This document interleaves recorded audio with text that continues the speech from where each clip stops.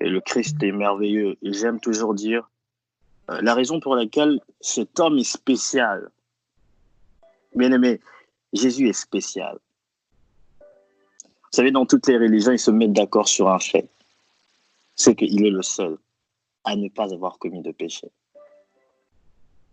Parce que pour satisfaire la justice de Dieu, la Bible dit qu'il fallait un sang pur, sans péché.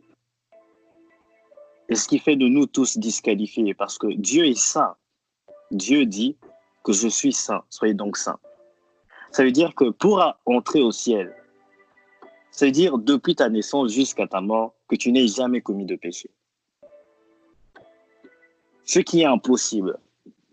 Et il fallait qu'un sang pur de quelqu'un qui n'avait jamais commis de péché.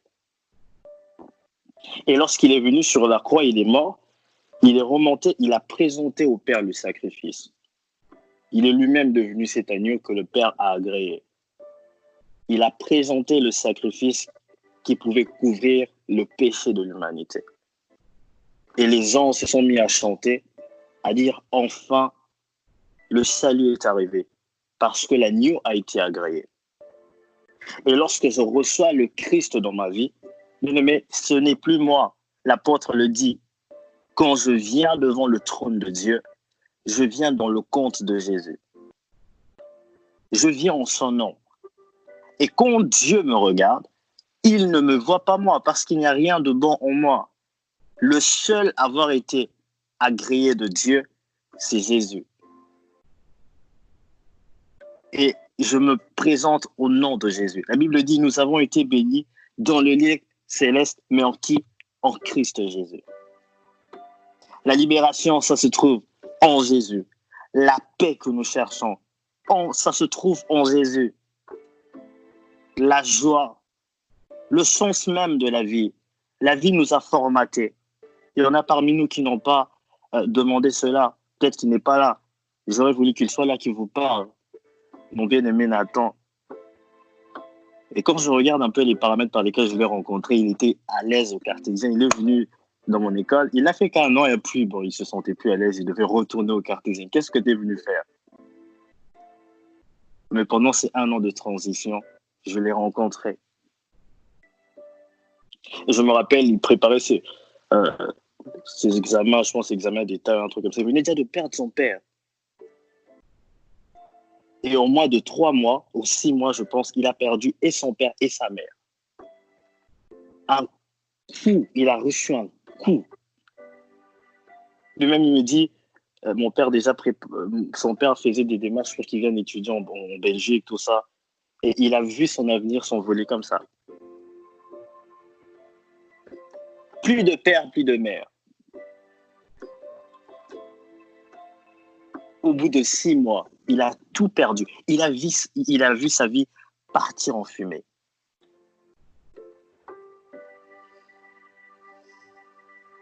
Mais ce qu'il ne savait pas, c'est que le Christ nous a dit que nous avons un Père. Heureusement pour nous, il ne peut pas mourir. Il n'est pas soumis à la fragilité du corps humain.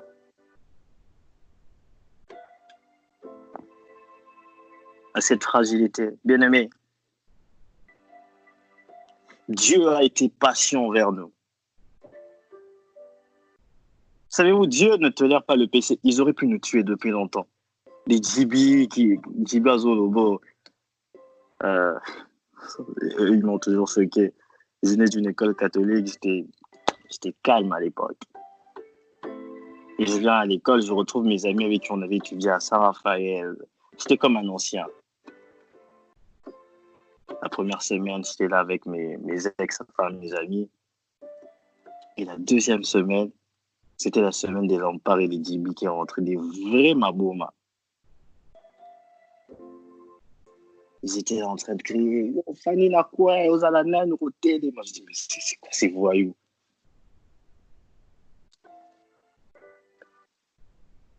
Dieu a usé de bonté et de patience.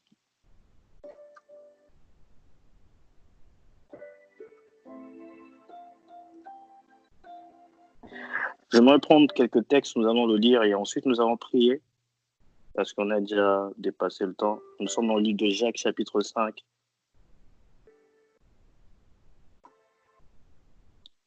Jacques chapitre 5, le verset 7 jusqu'au 8e verset. Quelqu'un peut nous le prendre, s'il vous plaît?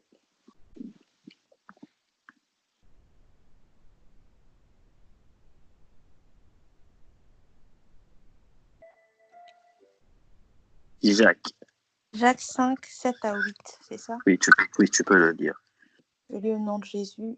Soyez Amen. donc patients, frères, jusqu'à l'avènement du Seigneur. Voici, le laboureur attend le précieux fruit de la terre, prenant patience à son égard, jusqu'à ce qu'il ait reçu les pluies de la première et de l'arrière-saison.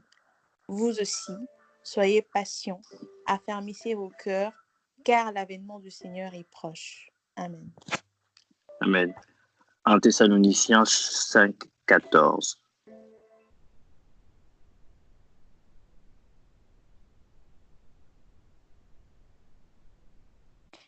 Je lis au nom de Jésus.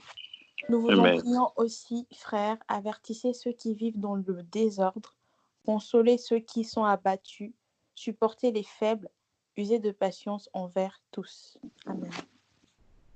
Amen. 1 Pierre 3, 20.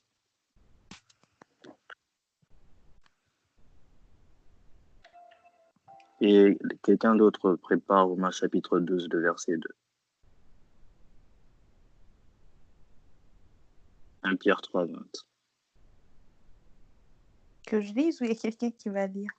Vas-y, tu peux lire. Qui autrefois avait été incrédule, lorsque la patience de Dieu se prolongeait au jour de Noé, pendant la construction de l'arche dans laquelle un petit nombre de personnes, c'est-à-dire 8, furent sauvées à travers l'eau. Amen. Amen. Romains chapitre 12, le verset 2. Je peux lire Vas-y. Romains 12, la Bible dit « Ne vous conformez pas au siècle présent, mais soyez transformés par le renouvellement de l'intelligence, afin que vous discerniez quelle est la volonté de Dieu, ce qui est bon, agréable et parfait. » Parole du Seigneur. Amen. Attends. Parce que moi, dans ma version que je suis en train de voir ici, peut-être que je me suis trompé de texte. C'est mort, c'est mort. Si, mais au fait, je veux juste vérifier un truc. Peut-être que je me suis trompé de...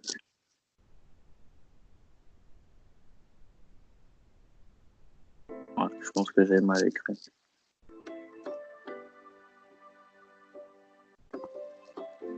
J'avais juste pas écrit le texte. Parce que c'était marqué « Réjouissez-vous en espérance. Soyez patients dans l'affliction. Persévérez dans la prière. » Oh, je crois que c'est 8. Donc, le Seigneur, je voulais nous parler de cela. Parce que même comme nous disons, quelqu'un peut nous prendre Galates, s'il vous plaît. On va le lire aussi. Galates chapitre 5, verset 22. C'est parmi les fruits de l'esprit. Nathan, Quand la maman.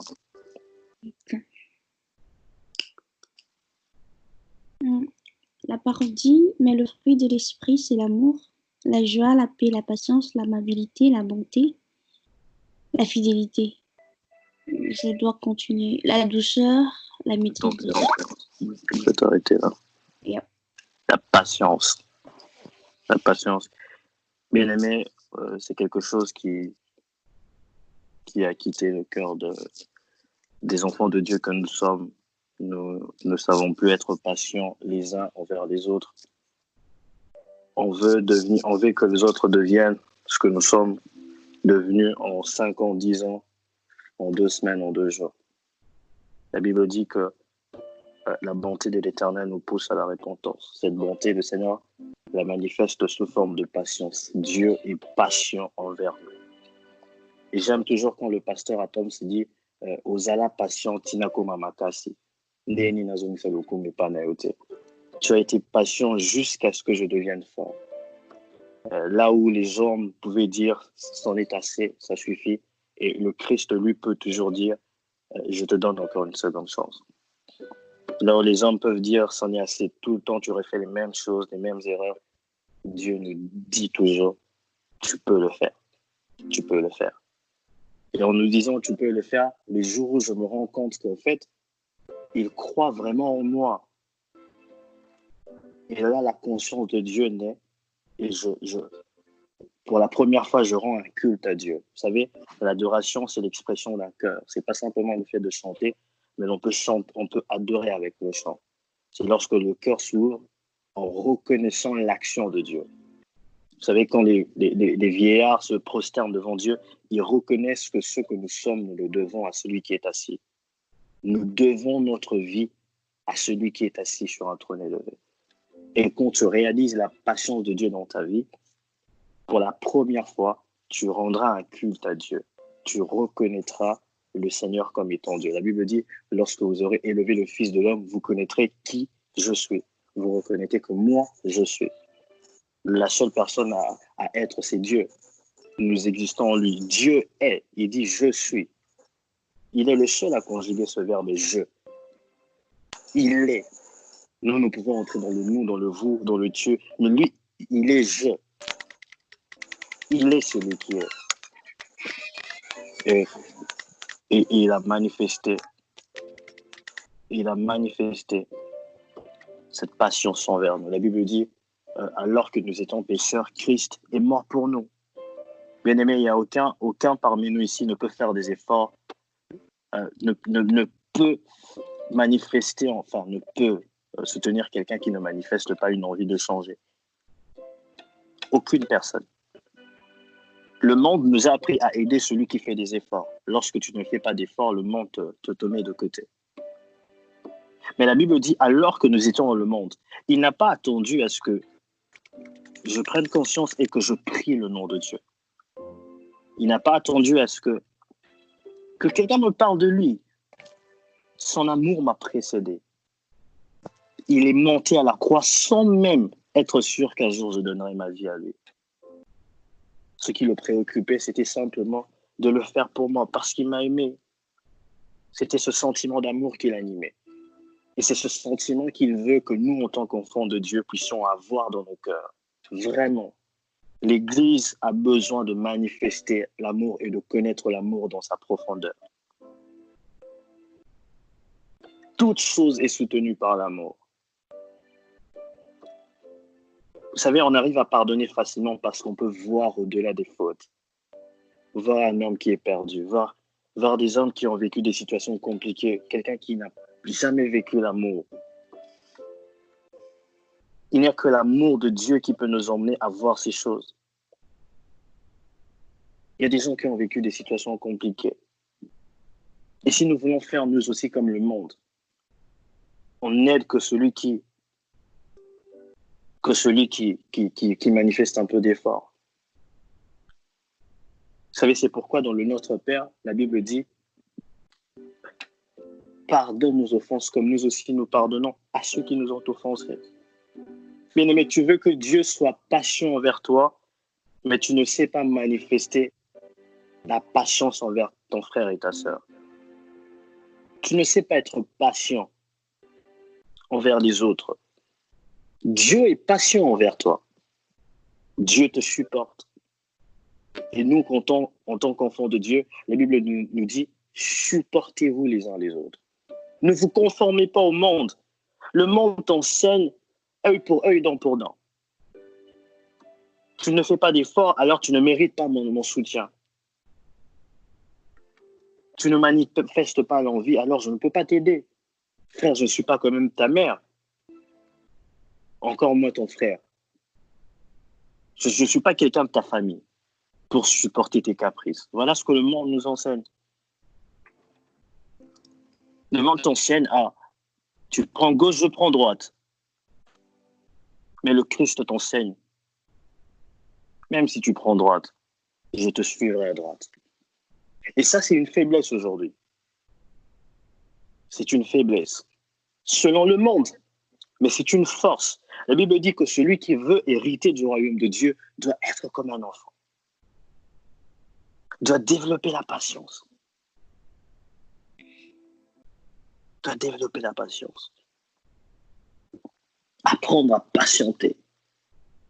À supporter les autres. À supporter. Comme le Christ nous a supportés. Bien-aimé, il y a un texte. La Bible dit Maudit soit, Dieu ne prendra jamais le coupable en innocent. Bien-aimés, vous ne pouvez pas imaginer la colère de Dieu lorsque le Christ était sur cette croix. À un moment, il a même dit, mon Père, pourquoi m'as-tu abandonné? Parce qu'il devait goûter à cette coupe de la colère de Dieu. Dieu était en colère contre les hommes. Il fallait satisfaire cette colère. Et encore, les hommes étaient en train de sacrifier son fils, son unique, le seul qu'il aimait. Pourquoi? Ils l'ont livré parce qu'il faisait du bien. Parce qu'il disait simplement ce qu'il était. Je suis le Fils de l'homme. Il ne mentait pas. Qui sont ceux qui l'ont crucifié? N'est-ce pas ceux qui ont vu, qui ont goûté au miracle de Christ? Mais ils l'ont quand même crucifié. Il suffisait que le Christ dise simplement, demandez à ce que le Père fasse justice. Et il a lui-même dit à Pilate, tu n'as aucun pouvoir si cela ne t'a été donné par mon Père. J'ai le pouvoir de demander à mon Père d'envoyer des anges et les anges viendront pour intervenir. Mais il est sur cette croix, il dit, pardonne-leur, car ils ne savent pas ce qu'ils font. Mais c'est cette dimension d'amour, arriver à voir loin, à voir au-delà des échecs, au-delà des répétitions d'erreurs, une inconscience qui se cache. Ils ne savent pas ce qu'ils font. Parce que quelqu'un comme Paul qui pensait faire du bien à l'Église, qui pensait manifester son amour à Dieu, alors qu'il blessait le cœur de Dieu, le jour où il a compris qu'il blessait le cœur de Dieu, il est devenu un adorateur. Un adorateur. Quelqu'un qui est prêt à supporter, à aimer d'un cœur sincère.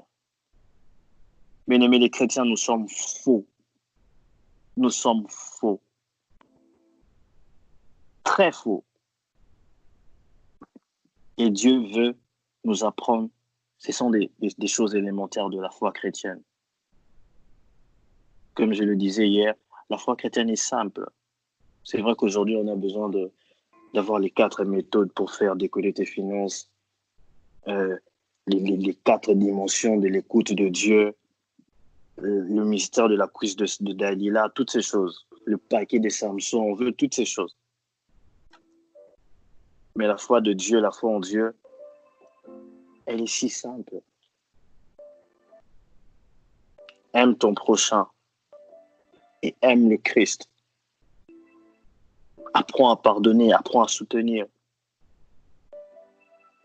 C'est la joie, la tempérance. Toujours prêt à venir en aide. Hier, je vous ai donné ce petit témoignage, on était avec un frère. Les gens étaient choqués. Mais qu'est-ce qui se passe? Est-ce que tu n'es pas content d'être avec nous? On était hier à la veillée, le matin, tu te réveilles, tu boudes tout le monde. Tu pourris l'atmosphère. La Bible dit, soyez dans la joie. Nous sommes en famille, rigolant. Pourquoi toi, tu veux montrer aux gens que toi, tu es quelqu'un de charismatique? Que toi, tu es le plus âgé? Que rigoler, c'est pour des enfants? Pourquoi? Soyons réellement des enfants de Dieu. Soutenons le faible. Prions les uns pour les autres. Prions.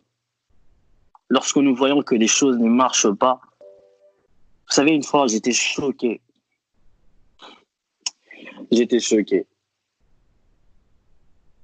On partage le soir, on prie, on parle de la prière, toutes ces choses. J'étais avec le frère Justin. Et il y a eu quelqu'un qui entre en prière pendant 3 jours. La personne ne mange pas à sec pour prier pour son ami. La femme n'a vraiment dit, colo, n'a aventuré. 3 jours à sec. 3 jours à sec pour prier pour son ami. Non pas pour demander le feu, apparemment son ami était dans des histoires bizarres. Non pas pour demander le feu de son consul. Toi, sorcière, je t'expose. Mais se mettre à part pour demander l'intervention de Dieu. Je ne touche pas à la nourriture pour que Dieu voie ma peine. Je ne le fais pas pour moi. Je le fais pour quelqu'un d'autre.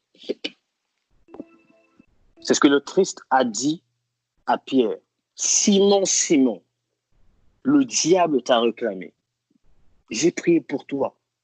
Toute la nuit, le Christ était en train de prier. Il priait pour qui? Il ne priait pas, oh Seigneur, remplis-moi d'onction. Oh Père, donne-moi, lorsque je parlerai, que tout le monde m'écoute. Il ne l'a pas fait. Il s'est mis de côté, à part, pour prier pour Pierre. Et il dit à Pierre, lorsque tu seras converti, affermis tes frères. À faire quoi? À faire ce que je suis en train de faire. Savoir se retirer pour prier, pleurer pour les autres. Prier, pleurer pour les autres. Voilà un peu ce que je voulais nous partager ce soir. On a été bénis par vos témoignages. Vous savez, il y a une puissance dans la prière, il y a une puissance dans la présence de Dieu. David pouvait dire « Je suis dans la joie » parce qu'il savait qu'il peut se passer des choses bizarres dans la présence de Dieu. Parce que je me rappelle, quand je vous ai donné mon témoignage, de quand des choses commençaient à se compliquer là, et que je me suis mis je suis parti prier, l'Esprit de Dieu m'a dit, va prier entre 3 jours. Je suis rentré 3 jours à sec, j'étais en train de prier, et pour que les choses se décantent, je priais, et quand je finis, je vois que je reçois un appel en me disant quoi, viens, tout ça. Et je pars, je reçois mon truc. Et le jour où j'étais en train de voyager, une personne me dit, yo, biki, ulmotikala. Ah, c'est la maman de boy. Et j'ai compris, c'est pas sérieux, non, tu frappé au Nabuto. Frappé. Bien aimés, soyons des hommes et des femmes qui aiment la prière, aimons la prière. Il se passe des choses bizarres dans la présence de Dieu. Dieu est capable d'intervenir sans votre apport, sans que tu te mettes à genoux à pleurer. Dieu peut le faire, mais quelquefois, Dieu veut que tu viennes toi-même et que tu apprennes à parler, que tu apprennes à passer du temps avec lui. Tu peux venir, ça peut commencer par un désir, par un besoin, par lequel tu aimerais que Dieu intervienne. Et Dieu peut prendre du temps pour intervenir. Il va voir ta persévérance. Tu vas commencer à prier. Et quand tu vas t'habituer à cette vie, Dieu va décanter la situation, mais tu aurais déjà pris goût. Tu vas rester là et tu vas apprendre à venir prier parce que tu as vu les résultats de la prière. Tu as vu que lorsqu'on prie, Dieu intervient. Et pour ceux qui sont amis avec moi, qui ont peut-être vu le petit témoignage que j'ai mis, j'aime beaucoup cet homme de Dieu. Il a vécu un cauchemar dans sa vie. Sa fille qui commençait à se rébeller. Sa fille qui n'aimait plus les choses de Dieu, qui ne voulait rien entendre de Dieu. Elle s'est dit non, c'est fini, le ciel c'est en bas, l'enfer c'est en haut, tout ça. Et elle est partie vivre sa vie d'impudicité. Elle a même eu un enfant. Et le pasteur il essayait de l'amadouer un peu avec de l'argent, tout ça, mais il a vu que ça ne marchait pas. Et Dieu lui dit, écoute, fais une alliance avec moi, ne parle plus avec ta fille et ne dis plus rien à quelqu'un, parle-moi et moi je prendrai cette affaire en charge. Il s'est mis à prier, à chercher Dieu. Et un jour, alors qu'ils étaient dans leur réunion de prière, et ils prient de 14h à 6h, alors qu'ils étaient dans leur réunion de prière, parce qu'il a compris que c'est suite à ces événements qu'il a compris l'importance vraiment de la prière. Alors qu'ils étaient en train de prier, une femme a reçu un message de Dieu en disant quoi? Il sentait qu'il devait arrêter et commencer à prier pour sa fille. Ils se sont mis à prier. Il est rentré chez lui parce que sa femme était tombée malade et Satan commençait un peu à faire peur à sa femme en disant on a déjà eu ta fille, on viendra pour prendre tes 2 enfants qui restent. Sa femme était malade et elle était vraiment gravement malade. Et sa femme commençait à avoir peur. Déjà qu'il y a sa fille qui est partie et sa femme qui commençait à avoir peur, qui disait de partir s'il n'arrêtait pas. Et l'homme de Dieu était vraiment dépassé. Et quand ils ont prié ce soir-là, il est rentré, il a dit à s'il y a un Dieu dans le ciel, ce qui vient de se passer, c'est juste extraordinaire. Et le lendemain, le jour qui a suivi, sa fille est revenue à la maison il a demandé pardon et il est en train de pleurer. Il a dit, je pouvais reconnaître, voir en cette fille qui était par terre, ma fille, celle que j'ai élevée. Et les jours qui ont suivi, sa fille a commencé à diriger la chorale, elle s'est mariée avec un homme de Dieu. Aujourd'hui, elle est dans le ministère, elle sert Dieu. Et il disait, Dieu m'a encore enseigné que ma maison sera une maison de prière parce que lorsqu'on prie, Dieu intervient.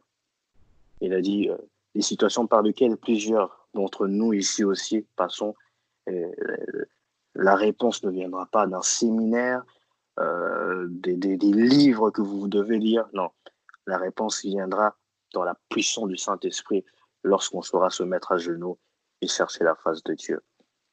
Voilà un peu ce que je voulais nous dire. Si maman Dorcas, tu es là,